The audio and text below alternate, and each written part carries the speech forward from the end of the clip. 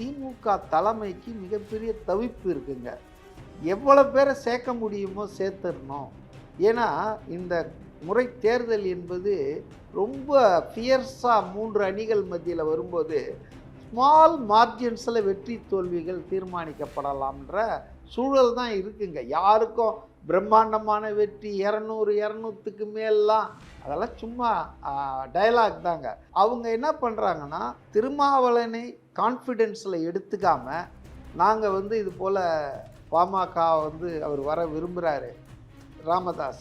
அந்த ஃபேக்ஷனை கொண்டு வந்தா வட தமிழ்நாட்டில இப்போ நீங்களும் இருந்தீங்கன்னா எல்லாம் நல்லா இருக்கும்னு முதல்ல திருமாவளவன் கிட்ட பேசி அவரை கான்ஃபிடென்ஸில் எடுத்துக்கிட்டு ராமதாஸ் கிட்ட பேசியிருக்கணும். ஆனால் திமுக வழக்கம் போல் பேக் சேனல் வழியாக சில மூத்த அமைச்சர்களை விட்டு ராமதாஸ் கிட்ட பேச்சுவார்த்தை நடத்தி அட்வான்ஸ் ஸ்டேஜுக்கு போயாச்சு.